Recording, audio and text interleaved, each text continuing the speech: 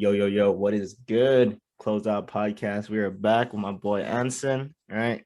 And then we're taking a look at ESPN head-to-head fantasy matchups. We're gonna check out their projections, right? Um, but yeah, we have a fantasy league that we started, a six-man league. But we're just gonna go through the projections and talk about what we think about where they rank their players. We're gonna do the top 50, right? How you been, bro? I've been good, man. I'm very excited to cover this.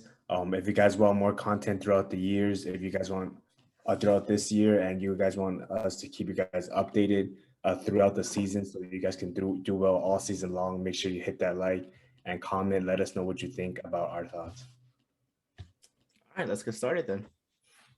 All right, so we have number one. We have Nikola Jokic. I mean, it was either him or Giannis, in my opinion. But I feel like Nikola Jokic is just a overall better playmaker. He could do more for his team. But yeah, I think it's pretty obvious, unanimous that Jokic is number one. What about you? Yeah, I feel like the top three is all like interchangeable, but Jokic is my number one pick. Number one from last year, and his ability to stay on the court. He's played, almost every year. He's played 60 out of the 82 games. Last year, he played damn near every single game. So, durability is not a problem, and especially with Jamal Murray out, he's going to be carrying a lot of the offensive load for the Nuggets next year. So Yep. it's something to look out for. Yeah. All right. And number two, we got Giannis Antetokounmpo. I feel like Giannis is kind of like, you know, the maybe just the I would compare him to LeBron, just the way he attacks the rim and he's able to do that very effortlessly. Like there's not really anyone that can stay in front of him unless you double team him or triple team him. But yeah, Giannis second pick was kind of what I would put him at too. What Yeah, about you? I definitely agree with ESPN's ranking right here. Giannis just seems like the safe pick to me. Um, he scores a lot, especially head to head where his free throws don't hurt you. He just scores the ball a lot, gets a lot of rebounds, blocks, steals. So yeah, another really solid pick at two. Yeah, yeah, yeah. All right. And then number three, we got Luka Doncic. I think Luka is kind of the one that is pretty high up here. You're right. He's backpacking the Mavs.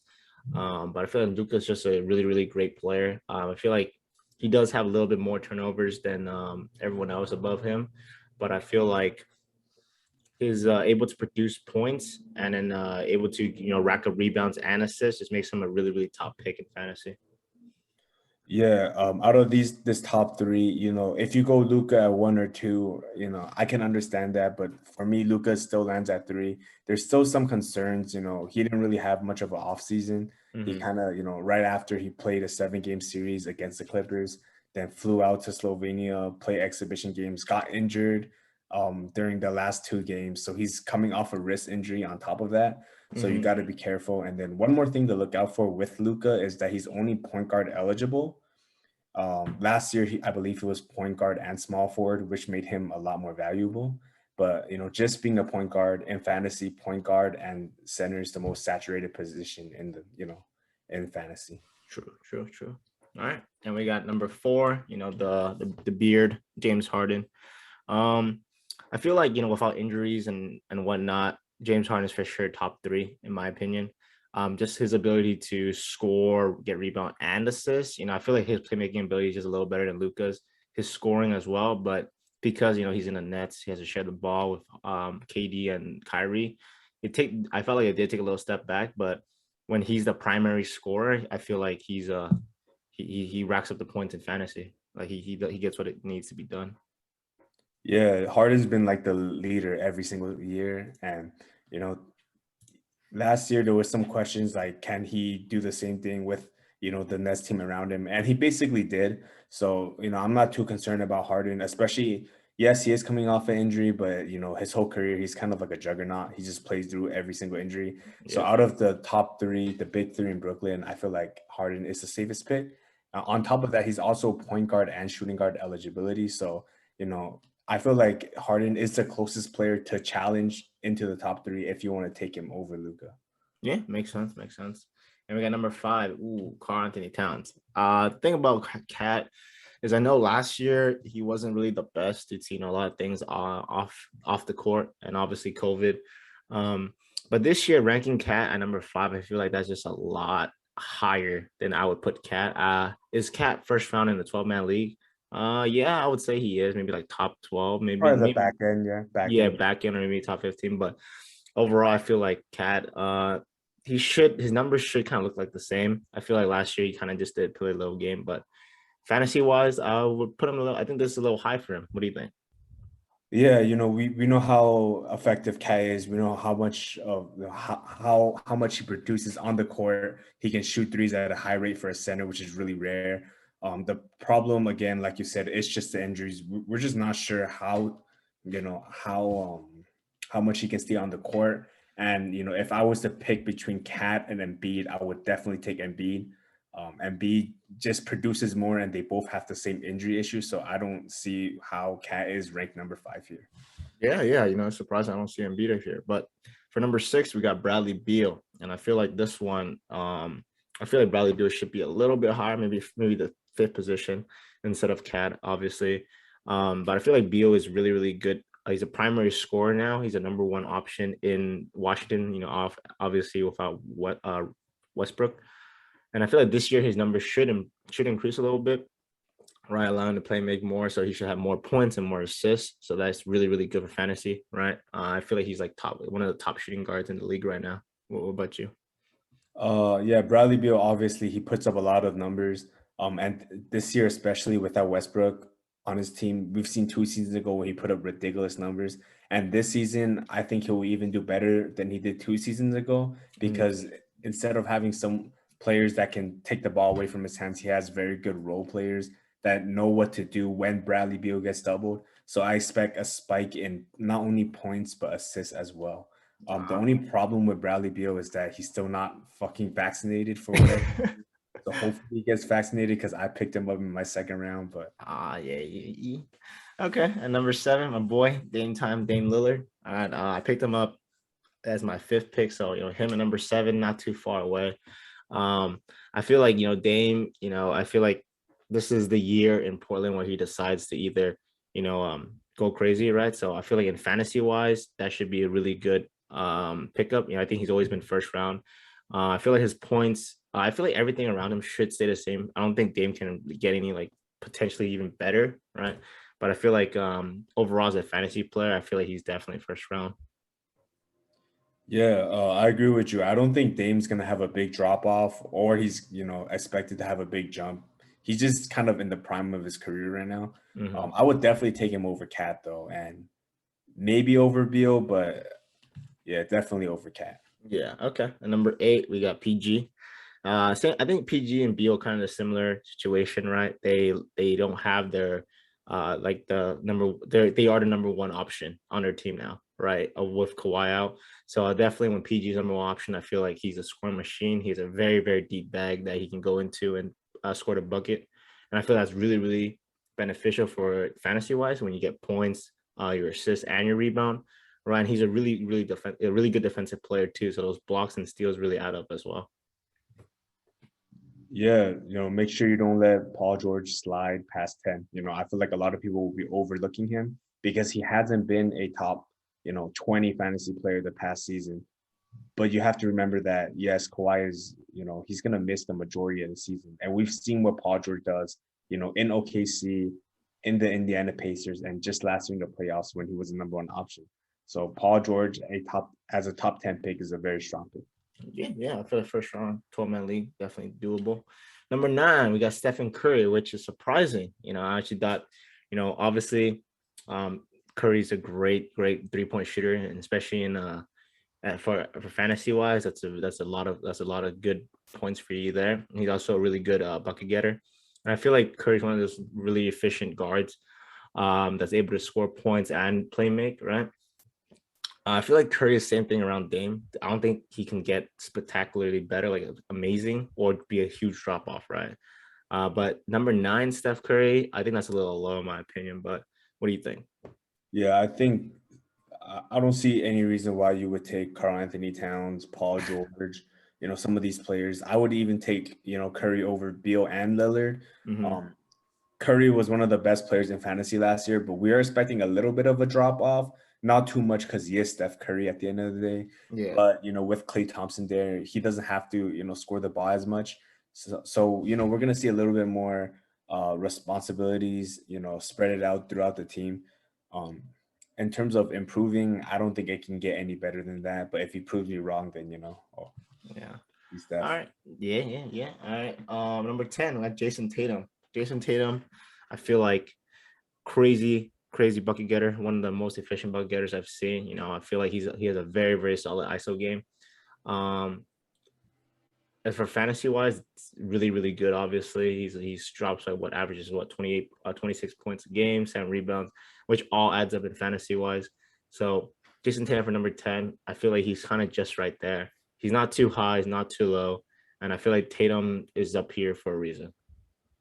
I think Tatum's a little bit high. I don't know if I would take him over Durant. I could see why someone would based off, maybe injury issues. Kevin Durant just 2 seasons ago was coming off Achilles.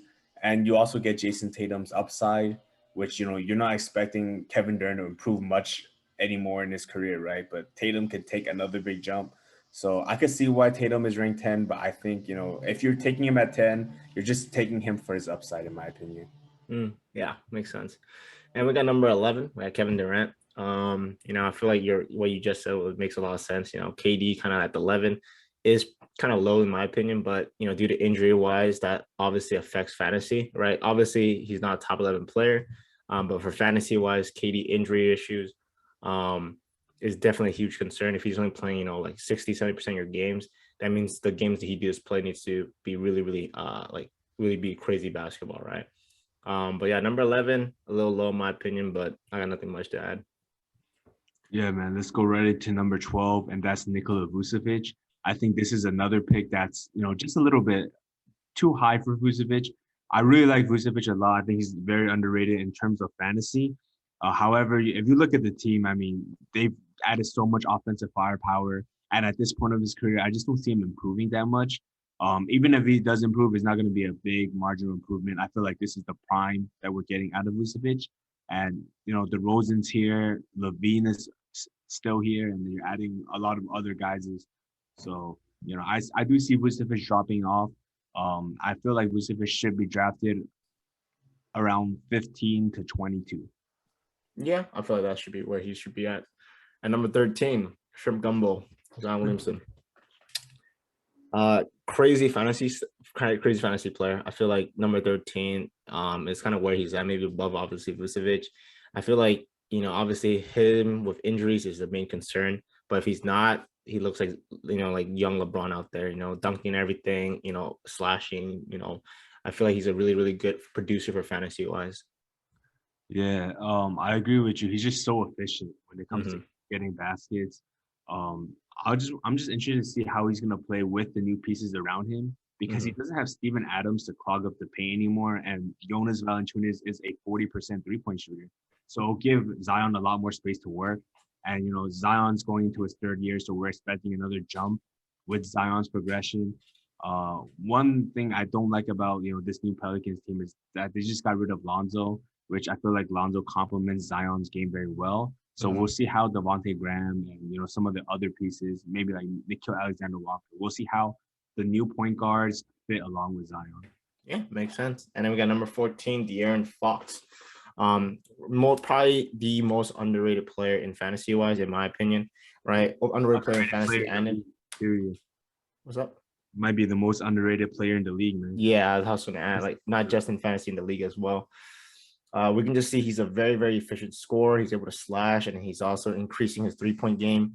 So I feel like he's going to be a really nice threat in fantasy, and also rack up the points for you. He'd be definitely a sleeper if you guys want to pick him up. Yeah, every year I just never see anyone talk about the De'Aaron Fox. And like last year, if you look at his numbers, they're fantastic. Yeah. 25 points a game, 7 assists per game. And he gets 1.5 steals a game. So, he checks out as one of the best point guard options. If you can take him in the early second round to late second round, it's a perfect place for him. Yep. And with number 15, I feel like the player that's out of this league, it doesn't make sense why he's number 15. Joel Embiid. Joel Embiid, I feel like he is ranked low due to load management and wrist injury. But I feel like him as a scorer, runner up MVP from number 5 to number 15 is really really ridiculous.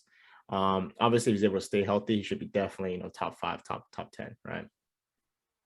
Yeah, um, exactly what you said. Embiid is just such a hard player to gauge because when he's healthy, he could be a top 5 player. I feel like he could be a top 3 player when he's healthy Mm-hmm. in fantasy or even in basketball in general. But the problem is that he's never healthy, and even when he is healthy, there's just so much load management going on.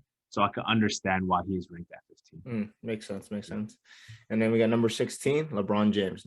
I feel like this year, LeBron did slide a little low. But I feel like it's because, the Lakers have so many new pieces. People don't know if LeBron's still going to be not as valuable. I wouldn't use that word, but, as efficient in for fantasy, right? Like maybe his points would drop off. His assists might go a little higher, because he's sharing the ball with Russ now, who's also an excellent point guard. I think his value is still there because he can play 3 positions, right? But yeah, I feel LeBron 16, not bad. Yeah. And then at number 17, we have Trey Young. Trey Young took a dip from his previous season. I believe his second season in the league, he averaged 30 and 10 this year. His points, efficiency, assists all went down due to a better team around him, a more competent team around him. I expect pretty much the same numbers from last year. So this puts him around the 17 to 25 range. So I think this is a pretty good spot for Trey Young. The only concerning thing is that the NBA just changed the rules. All that, the offensive fouling, the flopping rules is going to be a little bit different. So we're going to see if that changes Trey Young game because Trey Young is one of the league leader in free throws made. True, true. And then you want to go ahead and just go on till 30? And then next we have Fred VanVleet. Fred VanVleet is one of the more interesting players to take because 18 is usually a little higher for Fred VanVleet. However, they just got rid of Kyle Lowry, so we can see Fred VanVleet have more playmaking ability, playmaking role, and we can also see him take just a more scoring responsibilities for him. We know he's very efficient from the 3-point line, and if you play with a 3-point bonus, that could be very valuable to you. I expect Fred VanVleet to be maybe even the number 1 option over Pascal Siakam. So yeah, I think he's worth a consideration in the second round. Yeah, I definitely agree with you there. Without Kyle Lowry, I feel like his numbers should improve, obviously points and assists wise, because he now is the primary point guard, like you said. But yeah, let's go on to Donovan Mitchell, number 19.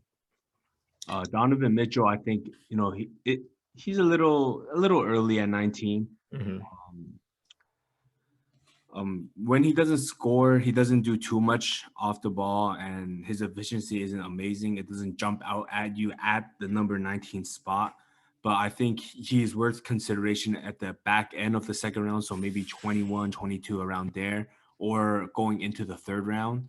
Don't let him slide past the third round. But yeah, the Utah Jazz roster hasn't changed much, so I'm not expecting a big jump from Donovan Mitchell. I mean, he can jump just because of his progression, but in terms of like responsibility wise, Mike Conley, Bogdanovich, Gobert, all those players are still going to be there.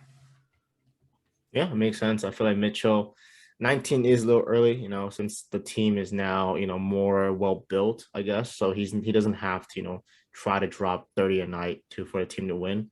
But yeah, I feel like this season his numbers might dip a little, but not too much, right? But yeah, 19 is a little high for me as well, like you said. Yeah. And then at number 20, we have Domantas Sabonis, who is another, in my opinion, one of the more underrated players in fantasy. I feel like he can be a top 15 player this league. That is his ceiling. Just because of how many rebounds he gets. He averages 12 rebounds a game along with 20 points per game. And he also dishes out 6.7 assists. So he's a very well-rounded player. He does it efficiently. His team is not going to be changing much. We could see a little bit of a drop off in terms of maybe how they prioritize Sabonis on the offensive end because TJ Warren will be coming back. Karis LeVert will probably play the whole season if he's healthy with the Pacers. So I could see a little bit of a drop off, but Sabonis is still a great pick at 20. Yeah, that think he definitely makes sense there. Last year I think he has a spectacular season because of the people that were not there, and he was able to step up to it, right? But yeah, I feel like number 20 seems about right. All right. So at 21, Anthony Davis is a little bit harder to gauge where he's at because, Anthony Davis is possible for him to be a top 50 player, right? If he's injured. Last year he wasn't even in the top 50 because when he played, he was kind of mediocre and then he was injured for a majority of the season.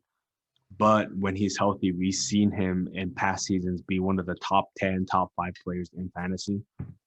So, it's just, especially with Westbrook joining the team and, that team being so stacked offensively, there's going to be so much going on.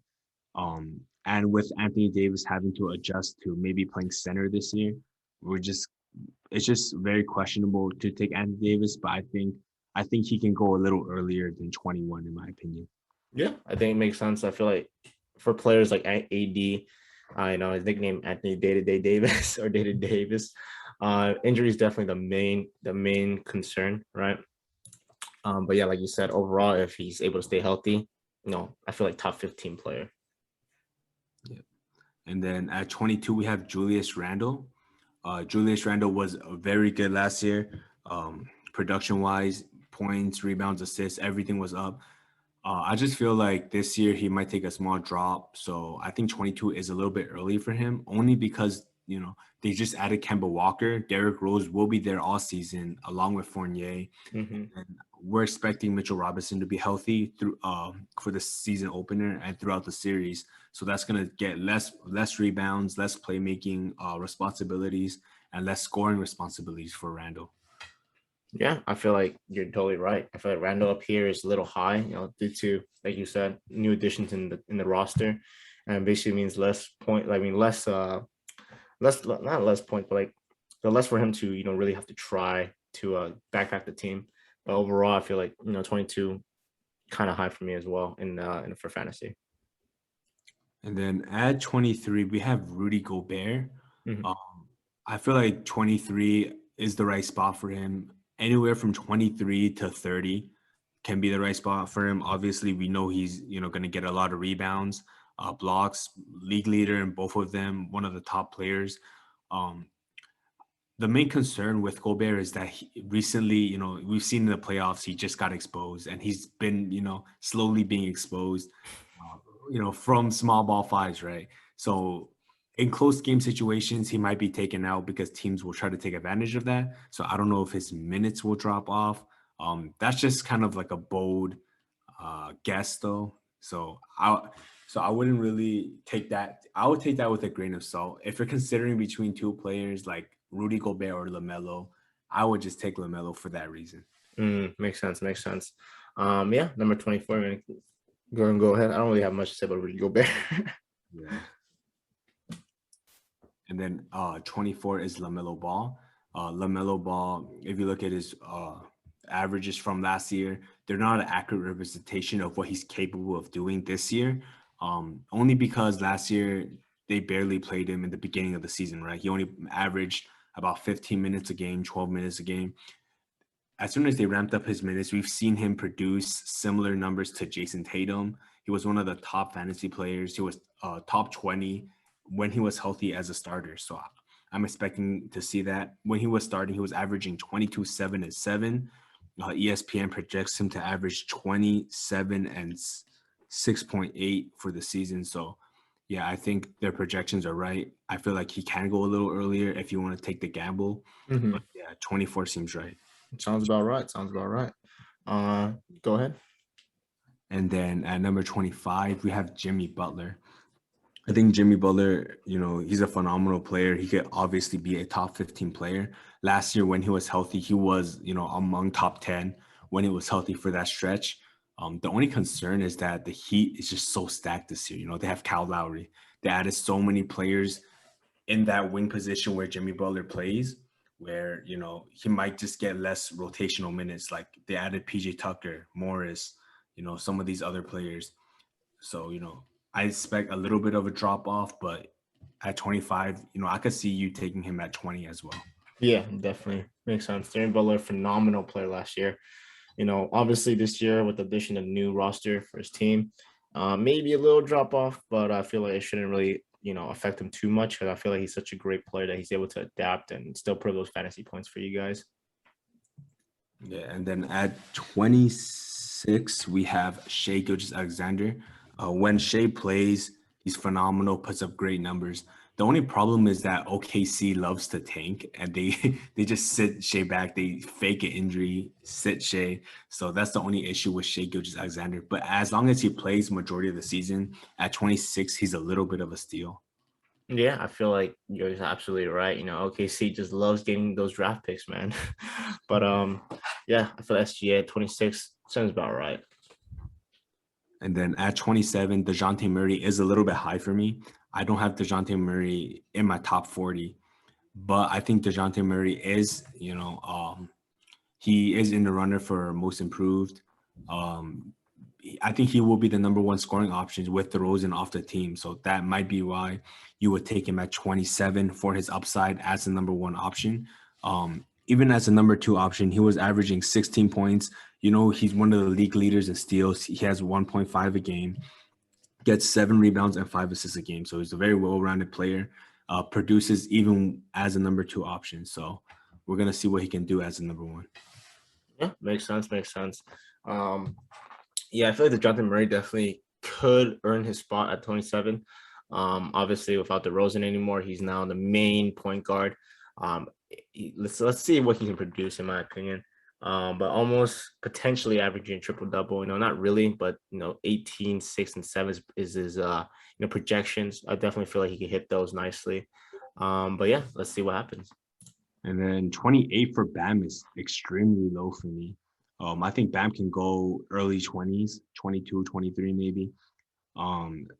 There is a concern with Kyle Lowry, but I think Bam gets most of his fantasy points from points and rebounds anyways, especially him being so young and having that upside. I think he should just be higher than 25, in my opinion. Yeah, I think it makes sense. And then go ahead. And then Drew Holiday at 29 is a little bit high for me. He obviously a great player, but in terms of fantasy, he doesn't jump out at you, right? I mean, 17.7 last year. I don't know why they projected him to average 19.3 and have a jump. The Bucks team basically stayed the same, but they got rid of PJ Tucker, who wasn't really like a big part of their offense anyways. So I don't know where the 2 points in, projections come from. So I definitely don't agree with this. I think he's maybe top 40. Mm-hmm. We know how impactful he is, but he's just not, he doesn't put up the best stats. Yeah, for fantasy wise, right? Yeah. Yeah. All right, go ahead. Oh my God, your favorite player, man. And we got the most controversial player. We have no idea where to rank him, right? If all goes well, he could be a top 20 player, top 15 maybe, right? But is he going to improve this season? Is he going to get traded? We don't even know what team he plays for right now. If he's even going to play for maybe the first 2 months. So, him being at 30 kind of accounts for that, because if everything goes well, he plays for a decent team, right? A team built around him. He could be a top 15, top 20. But 30 for now, I guess, is fine considering the risk involved. Yeah, makes sense. I feel like. All right, number 31. I'm gonna take over from 31 to like 40, I guess. And you do 41 to 50. Okay. Yeah. All right. So number 31, Kyrie Irving, the maybe probably the second most controversial player in the league, due to him not wanting to take the vaccine, and obviously affects his fantasy. Since Kyrie is a very, very top ranked player in fantasy, I feel like he's definitely top 10. Compared to what he did last year. Obviously he sat out a lot due to, his religion and COVID and whatnot. But when last year he did do the 40 the 50 40 90 club, right? Which is 50% field goal, 40% threes, and 90% free throw. And I feel like that was probably his best year, efficiently, for fantasy wise. But obviously he did sit a lot of games due to injuries and COVID, but overall, 31 for Kyrie, I feel like it's a little low due to that. He could be a top 10 player, but we'll definitely see what happens this year. Yeah, I definitely agree with you with that. You just gotta watch out for, if he plays or not. But if he does, Mhm. definitely that's a steal at 31. Yeah. And number 32, MPJ, my other favorite player. I feel like 32 is very low in my opinion, just because we saw that what would happen if he had more minutes, and we saw what happened last year, right? Jamal Murray was out, MPJ was the second scorer, and he was able to step up to produce for his team. And I feel like this year, especially, um, with Jamal Murray still out, Jokic looking great, MPJ looking great. I feel like he's definitely he's definitely able to play 34, 35 minutes. And when he does, you see him score efficiently, averaging 25, 8 rebounds, and averaging about 3.5 3-pointers, which is really, really good. I feel like he is like the other KD, like the other KD in my opinion, especially for fantasy wise. I feel like he's going to be in for a great year. But the number 32, ranked 32 for him, I don't agree with that at all. I feel like he should be a lot higher. Yeah, I definitely agree with you. I think as a second option, he projects very well, especially like how efficiently he scores the ball. Because he shoots the 3-pointer, I believe, at like a 44, 45% clip, which is extremely high. Mm-hmm. And then we got number 33, Chris Paul. All right. I feel like Chris Paul, I mean, obviously as a player, he should be a lot higher, but for fantasy wise, I feel like he's kind of a little low, right? A little low in my opinion. I feel like he should be maybe 25 to 25 to 30. But we'll definitely see what the Suns can do this year with him, still being like the main point guard running the whole show. I feel like his numbers shouldn't really affect too much. Yeah, like the numbers shouldn't be really have a big drop off or a big jump. I feel like he reestablished his role. I feel like the team around him just needs to improve a little better for him to bring the Suns back to a chip. But for fantasy wise, I feel like he's kind of a little low in my opinion. But yeah. All right, so for 34, what do you think about Russell Westbrook? Russell Westbrook, in my opinion, I feel like this is a very hard to gauge as well. Because last year, obviously the beginning of the season, he struggled with he was playing every other game. He was sitting out a lot because of his back, I think. And that affected a lot of people who picked up Russell Westbrook early. And I know you guys don't want to make the same mistake, but I feel like Russell Westbrook looks phenomenal. At the end of the season, he was dropping, triple double every other game, and he ended averaging triple double for the whole season, right? And this year, obviously, he's on the Lakers. His points might take a hit, but I feel like his assists should jump. I don't think he's going to be averaging a triple double every game, just because that's not what the Lakers need him to do anymore. But I feel like we should see more points and assists coming off of him. But yeah, I feel the Russell Westbrook a little low in my opinion. But I feel like he's a phenomenal player. But for fantasy wise, I feel like picking up the third round would be good. Third, fourth round would be good. Yeah, I think Russell, I actually think he might take a dip in terms of playmaking just because the ball will be in LeBron's hand more. Mm-hmm. But yeah, Russell at 30, we know what Russell's capable of, right? He can do a little bit of everything. Actually, he can do a lot of everything. So at 34, he can be a steal, but he can also, he can also be a top 40 player. Yeah, exactly. 35, we got Clint Capella. I feel like one of the great big men in the game for fantasy right now. I feel like his efficiency is extremely, extremely high. He's obviously a huge lob there as well. Playing with Trae Young, so that should give him a lot of points and a very, very efficient score. So he should be able to rack up the points for you in fantasy. 35, I feel that's a good pickup. Yeah, I'm not expecting much of like a improvement or a drop off from Capella. The Hawks basically stayed the same, so he should still be very decent for next year. Mm-hmm. And number 36, DeAndre Ayton. 36, I feel like kind of where he is at. I feel like he could be a little higher or a lot lower, right? Depending on how he plays.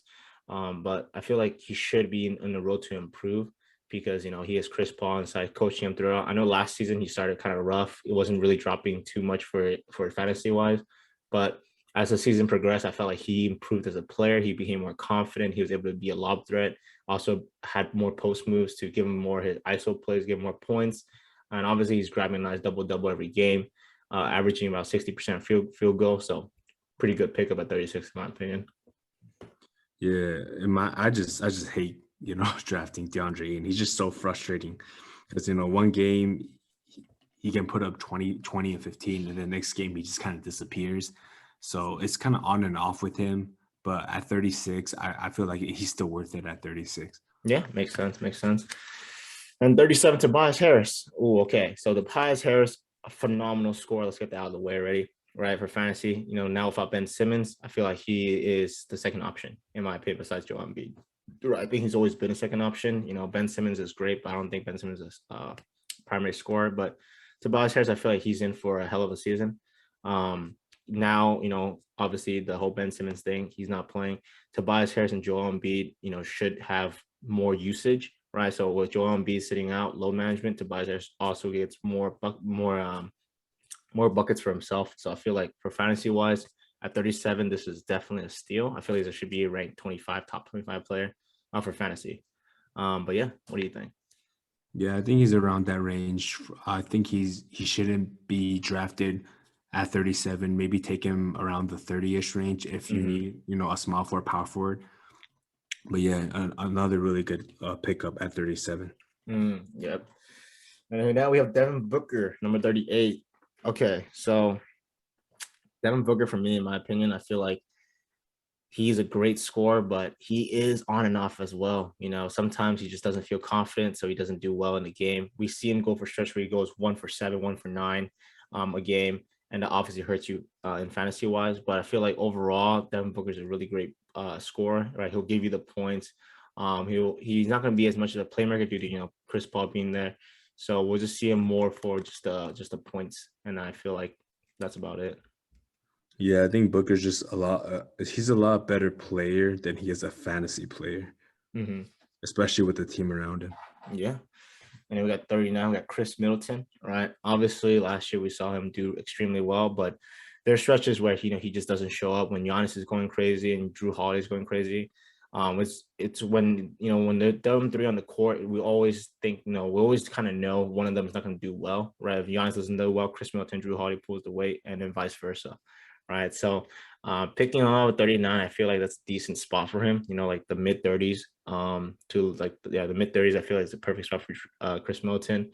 Him as a scorer, I feel like he's really efficient, right? He's able to put up those buckets for you and put up those points and get you those fantasy points. So 39, I feel it's a little late, but I feel like he's kind of just right there too.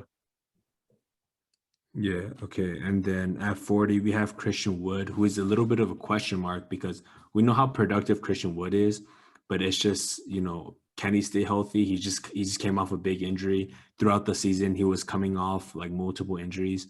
So, Christian Wood can produce for you. I think at 40, he is worth it. But, if you take him earlier, you're just hoping that he doesn't get injured. Makes sense. You want to continue? Okay. At 41, another player, I feel like around this range, you see all these players that, they can be valuable for their pick. It's just the concern is just mostly due to the injury, and that's Jaylen Brown. When he was playing, he's averaging 24.7 a game, which is very high for him. This year without Kemba Walker, he may be taking more playmaking responsibilities. Most of it will be taken by Smart, but, Jaylen Brown projects pretty well. I feel like he should be taken, before 35. I think 41 is a little low for him. Yeah, I feel like just the fear of him getting injured and coming off injury. Obviously, sharing minutes with Marcus Smart and Jason Tatum, but I feel like Jaylen Brown has a very unique game that sets him on the side, so he's able to score. So I feel like you're right. He is a little low for 41. Okay, and then at 42, we have Lonzo Ball, who I'm very excited to see his new role in Chicago. Every year, Lonzo's just been improving and improving, but I don't see why you would take Lonzo over Zach LaVine. That's just my opinion. But Lonzo, I think he's around this range. I just think LaVine is, a little too high. But yeah, Lonzo's been improving every year, and he's going to be the main primary point guard, whereas in the Pelicans, he was played as like a spot-up shooter. So Lonzo, he's going to have a very interesting season next year. Yeah, I definitely agree with you there. I feel like Lonzo, he's now able to play to his full potential. Right, we see how he is to adapt his game. I feel like he's really on track to improve to be a really solid point guard. So for fantasy wise, very, very good pickup. But yeah, I think you're right. I don't know why he's ranked higher than Zach LaVine. But go ahead. Yeah, we could just talk about Zach LaVine, who's ranked way too high. So, if Zach LaVine's at 43, you better snag him, right? Yeah. I mean, he came off a season averaging 27 a game, 5-5. I expect the assists to take a big dip. He had to do so much playmaking. He had to do so much of everything last year for the Bulls. But adding Vucevic, who's a pretty good playmaking center, now you're getting DeMar DeRozan, who's a pretty good playmaker, and obviously Lonzo, who's a good playmaker. I just don't see Zach LaVine averaging 5 assists. I wouldn't be surprised if it dropped to maybe 3, but his scoring output should be similar.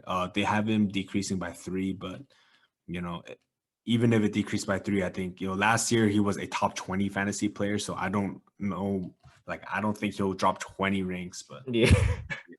it's my opinion though. Yeah, I got nothing much to say about that. Yeah. And then at 44, we have Ja Morant. We've seen flashes of Ja Morant be spectacular when he's healthy, right? And then he got injured and he just wasn't the same. We'll see. I think if you're drafting Ja Morant, you're really banking on his potential, on his upside. Is his third year gonna be, is he gonna have a big jump? I feel like if you're not banking on his upside, 44 is the right pick. But if you really have like some type of urge that you think that Ja Morant's gonna have a big jump, kind of like Luka's second year, or Tatum's like 3rd or 4th year, then I think Ja Morant could be worth a 35 pick. But it's just basically how you feel about Ja Morant. Yeah, I don't really watch Ja Morant's game. I just know he's a phenomenal player. But yeah, 44 to me, in my opinion, is kind of low. But yeah, it's up to you guys how you guys want to gauge Ja Morant. But yeah. One thing to note is that they did get rid of Valanciunas, who was, one of the best scorers for that team, the second option. So Ja Morant will have more, load to carry offensively. And then at 45, we have Brandon Ingram. I'm expecting pretty much the same output Brandon Ingram had last year. He's ranked 45, which I think is kind of fair. He can improve, but obviously Zion's going to be a priority over there. They're going to have to figure out, how they're going to run their offense now without Lonzo. And, I think 45 is fair, though, for Brandon Ingram. Makes sense. I agree with you there. I don't really have much to add about Brandon Ingram. We just have to see how he does this year. At 46, Caris LeVert, who played really, really well when he was healthy.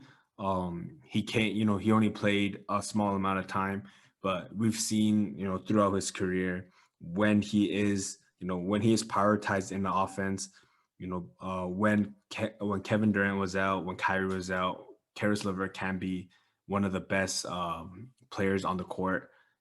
Throughout the short period that he played last year, he averaged 20, 5, and 4.6. So I think Caris LeVert is definitely worth a 46 pick. Yeah, most definitely. I agree with you there. And then at 47, we have CJ McCollum. CJ McCollum was looking like an all-star superstar player, right? Before he got injured. For the first stretch of the game, he got injured. Didn't quite look the same, but was still, very, very good.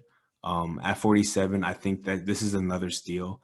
If he can figure out how to play basically the way he played before his injury, especially with the attention Damian Lillard is getting on offense, then I think he's definitely worth picking up way before the 47th pick. Makes sense. And then at 48, we have DeMar DeRozan. I can see why DeMar DeRozan is here, mainly because, last year he was ranked about 40, being the number 1 option. And then now he's around a better offensive team, and he's not going to be the number 1 priority. So I could see why he, kind of took a drop off this year at 48. Yeah, it makes sense. I feel like he's in the Bulls now where there's a lot of offense, so he's not going to be needed as much, in my opinion, but we'll see how he does this year.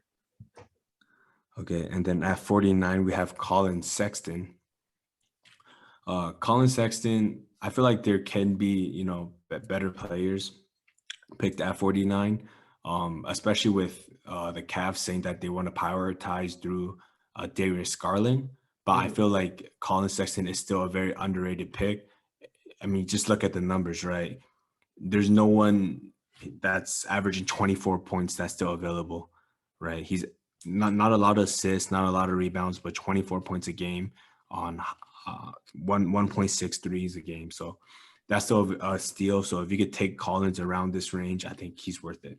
Yeah, it makes sense. I feel like Colin Sexton is definitely one of those sleepers as well because no one expects Colin Sexton to drop 24 points, right? But yeah, I feel like you're right. Around this area, so it seems to be right. And then at 50, I have no idea. Is this a typo? They got Montrezl Harrell at 50. Yeah. So I mean, when Montrezl Harrell plays, he's so productive, right? He can average 15 points in 20 minutes, right? 15 and 10 in 20 minutes. We've seen him, put up a lot of points in a hurry. I just don't know if Washington will play him a lot, especially he just doesn't really fit like the new era of basketball where he's not like small enough to guard small players, but he's not big enough to guard centers. Yeah. So, yeah, it's kind of weird. I don't know how willing Washington's willing to compete, but yeah, we'll see how many minutes he gets. But if he does end up getting a lot of minutes, then I think he can, be a top 50 player.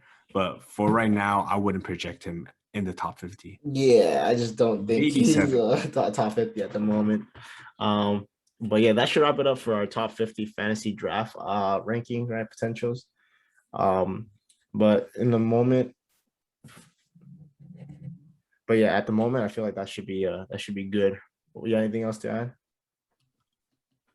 I gotta be tripping because I didn't see Terry Rozier in the top 50. But anyways, yeah, we out. All right. Yep. All right. Take care, y'all. We'll let you guys know what our draft, what we've drafted our players at in the next video. But yeah, hopefully you guys take care. Hope you guys use this to rank number 1 for fantasy next year. But yeah, anything else to add? No. All right. Take care. Peace.